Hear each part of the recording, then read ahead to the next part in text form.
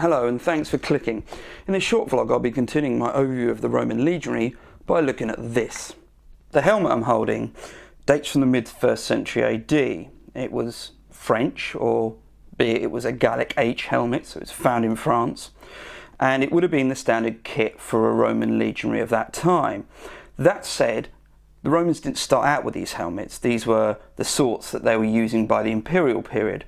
As we'll see, things changed, and I'm as interested in this as what led to it and what came before it. So it's a chance for us to do a bit of a short history catch-up on the old Roman helmet. We're looking deep into the foggy past, and in particular the Serbian reforms of the 6th century BC. This was a change in the army into adopting hoplite tactics and kit, attributed to their 6th king, Servius Tullius. We're not sure if it was really his idea, but it stuck, and the result was a type of soldier who looked a bit like this. This would have been the elite citizen kit. The helmet is Corinthian and is one you've probably seen on Greek vases or recognised generally. This is your standard hoplite attire. For the average soldier at this time, the kit you could afford would have been far less impressive. This fellow is far less armoured, and nothing underpins this more than the helmet, which is basically a bowl, and seems far more like what I was holding earlier than the Corinthian. Both these soldiers belonged to the Roman army in its infancy, but this was a change. By the 4th century BC, the Romans had abandoned the hoplite style of warfare, and the helmet had changed accordingly. The two types of helmet most commonly found at this point were the Montefortino and the Italian Corinthian. The Montefortino was basically a bronze helmet which belonged to a style used by other tribes, and even the Celts, who had occupied what nowadays we'd call northern Italy. In this illustration you can see that even then it varied, but it was effectively the same type of helmet. A bowl with a peak round the back, optional guards down the cheeks, and the rear peak. The Italo-Corinthian looks, well, bizarre. The story goes that it developed from the practice of soldiers wearing the original Corinthian helmet, but at an angle so they could see a bit more, and it opened up the face. It was associated with a type of Roman soldier called the Triarii, who themselves were the rearguard spearmen. A throwback, if you will, to the hoplite style, though now in a more modern Roman army. The Italo-Corinthian reveals the limitations of the Corinthian. Firstly, it can't be comfortable to wear, and it reduced your vision as well as your audible access. Phalanx spearmen weren't a subtle bunch, it was literally point and shove. But when Rome started using a different type of infantryman, someone who wielded a sword rather than a spear, the result was that you had a far more flexible unit. There was less of a requirement for the helmet to be as encasing as defensive, as you didn't have spears poking in your face most of the time.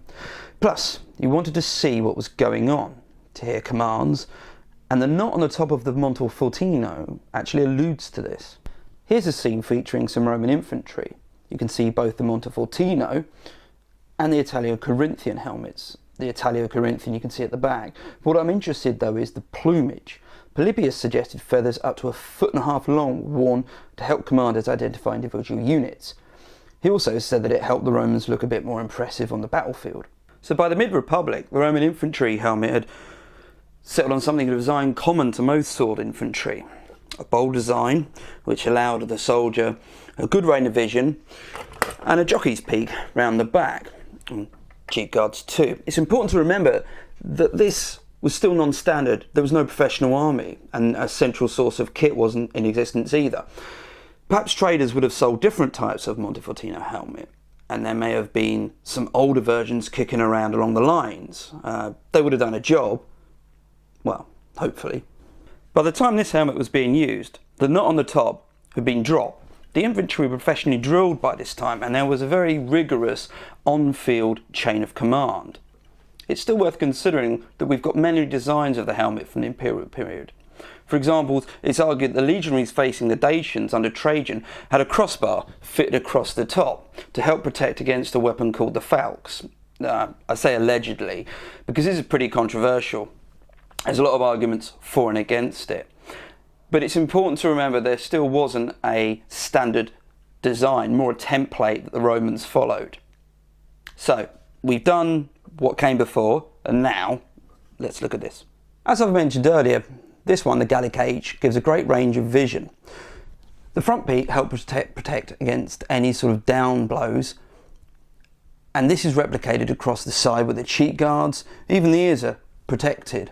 The bowl design would help turn a thrust or a blow into a glancing one, and even the back of the neck is it's very well protected. So, coming to some sort of conclusion, we can see that the helmet, your average legionary warrior in the 1st century AD, fulfilled a number of key criteria. Firstly, it offered protection against chopping attacks from the largely sword-wielding infantry it would have been up against.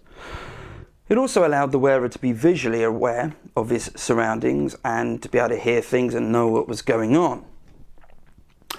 There's no way you'd feel isolated, and this must have been a real fear for any legionary fighting, because you fought as a unit and you didn't want to be isolated and away from anyone else. You would know exactly where you were on the battlefield. Finally, it was a testament to the industry of the Roman military machine that they could churn these out in large numbers. True, they weren't fully standardised, as we see slight variations across those found, but this isn't a criticism.